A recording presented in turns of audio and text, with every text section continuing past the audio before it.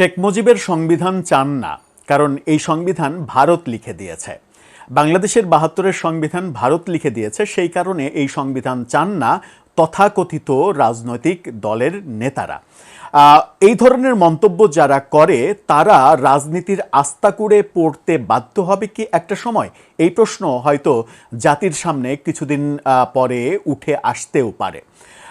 শেখ মুজিব একজন ব্যক্তি, বঙ্গবন্ধুকে মানে শেখ মুজিবকে বঙ্গবন্ধু বলার এদের তো প্রশ্নই আসে না, কারণ শেখ মুজিবের কবর রচনা করতে চায় তারা প্রতিনিয়ত।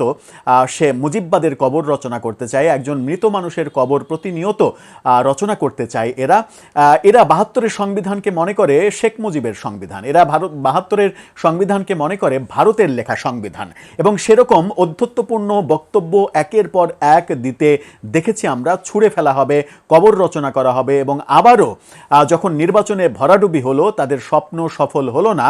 নির্বাচনে যদি বিজয় লাভ হতো তাহলে ৭২-এর সংবিধানটা তারা আনুষ্ঠানিকভাবে আস্থা করে ছুঁড়ে ফেলে দিত, এটা আমরা জানি। কিন্তু সেই স্বপ্ন বাংলাদেশের মানুষ বাস্তবায়িত হতে দেয়নি যখন, ভোটের মাধ্যমে তাদেরকে রিফিউজ করেছে যখন, তখনও তারা স্বপ্ন দেখে যাচ্ছে যে ৭২-এর সংবিধান ভারতের লেখা সংবিধান, সেই সংবিধান ছুঁড়ে ফেলতে হবে।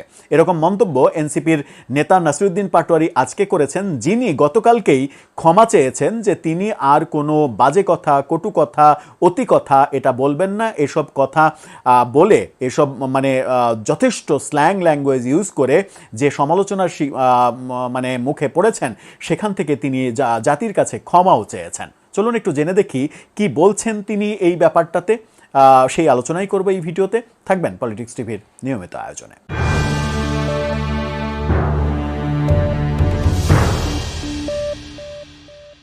দর্শক, বলছিলাম শেখ মুজিবের সংবিধান, ৭২-এর সংবিধান, সেটা নাকি ভারতের লেখা, সেটা ছুঁড়ে ফেলে দিতে হবে, আস্থা করে ফেলে দিতে হবে, সেটা থাকবে না, সেটা রাখা যাবে না, কারণ ওটা ভারত লিখে দিয়েছে। মানে ৭২ সালে বাংলাদেশের সংবিধানটা নাকি ইন্দিরা গান্ধীরা লিখে দিয়েছেন। এই রকম মানে রাজনৈতিক মূর্খরা যখন বাংলাদেশে রাজনীতি করেন, তখন তাদেরকে নিয়ে আসলে আলোচনা করাটাও একটু ডিফিকাল্ট হয়ে যায়।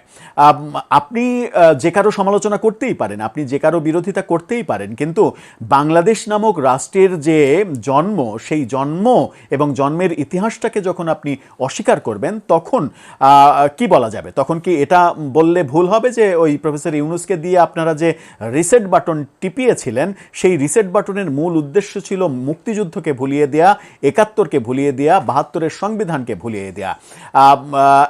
আলী রিয়াজকে নিয়ে এসে আমেরিকা থেকে উড়িয়ে এনে, বিদেশি নাগরিক, তাকে উড়িয়ে এনে সংবিধান কাটাছেড়ার যা কিছু করেছেন, সেগুলো যখন বুঝতে পারছেন যে বিএনপির নিরঙ্কুশ সংখ্যাগরিষ্ঠতার জয়, বিএনপির এই বিপুল বিজয়, এই বিজয়ের মাধ্যমে আপনাদের সেই স্বপ্ন শেষ হয়ে গেছে, আপনারা চাইলেই আর সংবিধানকে ইচ্ছামতো কাটাছেড়া করতে পারবেন না, এবং বিএনপিও সংসদে সেটা করবে না, তখন এখনও ভুল বকাটা অব্যাহত রয়েছে।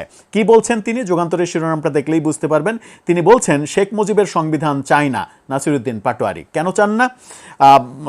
বলছেন বর্তমান সংবিধানের মৌলিক কাঠামোয় পরিবর্তন না আনলে সংবিধান বাতিলের আন্দোলনে যাওয়ার হুঁশিয়ারি তার।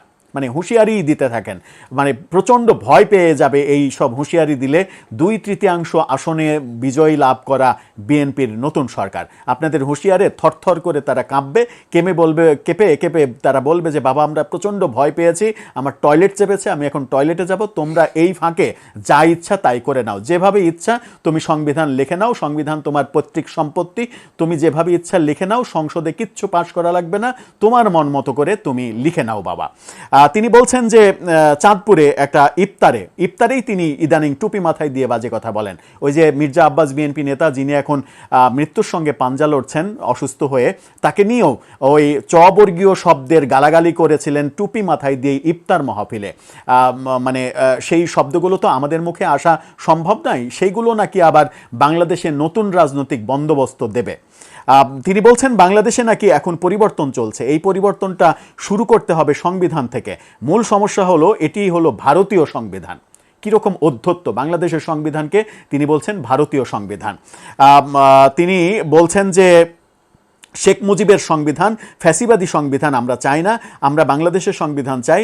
এখন আমরা কথা তুলেছি সংবিধানের মৌলিক স্ট্রাকচারে ডেভেলপ করতে হবে, তারা সেটি না করলে সংবিধান ছুঁড়ে ফেলে দিতে হবে, আমাদের হয়তো সংবিধান ছুঁড়ে ফেলার কর্মসূচিতে যেতে হবে। যান না, খুবই সহজ তো। ঈদের মধ্যে মানে আন্দোলন আরও জমবে, ফাঁকা ঢাকা আন্দোলন করেন, ফাঁকা ঢাকায় লোকজন নাই, বিএনপির সমর্থকরাও সব দেশে চলে এসছে, এই ফাঁকা রাস্তায় ফাঁকা মাঠে আপনারা একটা গোল দিয়ে দেন। ওই কথায় কথায় যমুনায় যে ছুটে গিয়েছিলেন, আপনাদেরকে শীতল বৃষ্টি উদযাপন করতে দিয়েছিল প্রফেসর ইউনূস মেটিকুলাস ডিজাইনে। একটু গুলশানের ওই যে 168 না 69 না কত নাম্বার বাসায় বর্তমান প্রধানমন্ত্রী থাকেন, সেখানে একটু যান না, গিয়ে একটু আন্দোলনটা জাঙ্গা করেন না। এই আন্দোলন যখন বলছেন এটা ভারতের সংবিধান, এই সংবিধানকে ছুঁড়ে ফেলতে হবে, তখন এটা নিয়ে, এই ফটোকার্ডটা নিয়ে বাংলাদেশের বিনোদন সাংবাদিক একজন, অনেকেই এটা নিয়ে লেখালেখি করছেন। বিনোদন সাংবাদিক নিপু বড়ুয়া আমার খুব কাছে মানে পছন্দের একজন মানুষ, তিনি ফেসবুকে একটা পোস্ট দিয়েছেন। তার পোস্টটা দেখে নিন, খুবই মজার একটা পোস্ট। এই একটা পোস্টেই নাসিরুদ্দিন পাটোয়ারির ওই বক্তব্যকে মানে মোকাবেলা করার জন্য আমার মনে হয় যথেষ্ট। তিনি বলছেন ভারতের চাউল তেল খেলে এ ধরনের কথা বের হবে, এটাই স্বাভাবিক। অর্থাৎ ভারতের চাল খাচ্ছেন, ভারতের ডাল খাচ্ছেন, এবং ভারতের ডিজেলে যে বাস চলছে সেই বাসে চলছেন। যদিও আপনারা বাসে চলেন না, কারণ আপনারা তো কোটি কোটি টাকার মালিক, আপনারা তো প্রাডোতে চড়েন। প্রাডো তো আর ডিজেলে চলে না, প্রাডো চলে অকটেনে, আর অকটেন ভারত থেকে আপাতত আসছে না। সুতরাং ভারতের চালটা খাচ্ছেন, চালটাও হয়তো খান না, কারণ ভারত থেকে তো মোটা চাল আসে, আপনারা তো পাকিস্তানি চাল খান, পাকিস্তানি বাসমতি চাল না হলে আপনাদের চলে না। ডালটাও, সেটাও হয়তো পাকিস্তানি ডাল আপনারা বেছে বেছে খান, সেই ব্যাপারগুলো হতে পারে। ভারতের ডাল আপনাদের পেটে বোধহয় যায়নি। তিনি লিখছেন, সব কিছুতে ভারত বিরোধী কথা বললে কিছু মানুষের বাহবা, লাইক, কমেন্ট জোটে, কিন্তু ভারতের তেল চাউল ছাড়া আবার চলে না। বাংলাদেশের বাস্তবতা কি? ঢাকা না দিল্লি, ঢাকা ঢাকা এই স্লোগান একদিকে দেন, আর একদিকে ভারত থেকে হাজার হাজার মেট্রিক টন চাল আমদানি করেন। ঢাকা না দিল্লি স্লোগান দেন, আবার যখন সরকার ভারত থেকে ডিজেল আমদানি করে, ডিজেল যখন ভারত দেয় ওই পাইপলাইন দিয়ে, যে পাইপলাইন ফ্যাসিস্ট শেখ হাসিনা তৈরি করে গিয়েছিলেন, সেই পাইপলাইন দিয়ে যখন ডিজেল আসে, তখন আপনারা একটা কথাও বলার সাহস রাখেন না যে ভারতের ডিজেল আমরা নেব না, কারণ ওই কথাটা বললে দেশ যে অচল হয়ে যাবে সেটা আপনারা খুব ভালোভাবে জানেন। তার মানে সুখের সময় যখন একটু আরাম লাগে তখন ঠিক আছে, আর মানে চাল আমদানির সময় ঠিক আছে, ডিজেল আমদানির সময় ঠিক আছে, ডাউল আমদানির সময় ঠিক আছে। আপনার প্রফেসর ইউনূস যখন মেটিকুলাস ডিজাইনে কম দামে ইলিশ রপ্তানি করছেন তখন ঠিক আছে, ইলিশ উপহার দিচ্ছেন তখন ঠিক আছে। আপনার মানে নিরাপত্তা উপদেষ্টা থাকাকালীন ডক্টর খলিলুর রহমান যখন ভারতের নিরাপত্তা উপদেষ্টার কাছে গিয়ে মিটিং করছেন তখন ঠিক আছে। শুধুমাত্র ঠিক নেই এই বয়ানের ক্ষেত্রে। তিনি আর মানে নিপু বড় আর কি লিখছেন, আফগানিস্তানে যখন নিরীহ মানুষ হত্যা করে পাকিস্তান তখন এরা চুপ থাকে। শুধু তাই নয়, সৌদি আরব যখন ইরানে হামলা করতে চায় তখনও এরা চুপ থাকে। এখানে ভারত থাকলে এতক্ষণে মাইক নিয়ে নামতো। অর্থাৎ এই ব্যাপারগুলো মানে এরকম ব্যাপারও তো হয়েছে যে ইরানে হামলা কেন তারেক রহমান জবাব চায়, এরকম মিছিলও তো কেউ কেউ করেছে বাংলাদেশে, এবং ওই গোষ্ঠীরই লোকজন করেছে যারা কিনা ইরানে কেন আমেরিকা ইসরায়েল হামলা করছে তার জবাব চাচ্ছে তারেক রহমানের কাছ থেকে। এরা হচ্ছে বাংলাদেশের রাজনীতির ধারক বাহক হতে চায়। এরা মনে করে বাংলাদেশে ৭২-এর সংবিধান হচ্ছে ভারতের সংবিধান, ভারত লিখে দিয়েছে।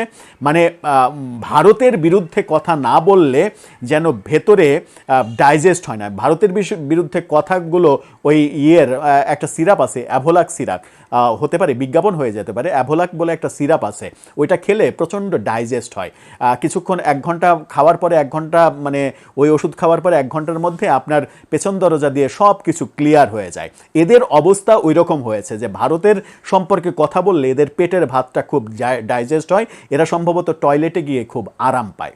দর্শক, আপনার মতামত জানিয়ে লিখতে পারেন আমাদের কমেন্ট বক্সে।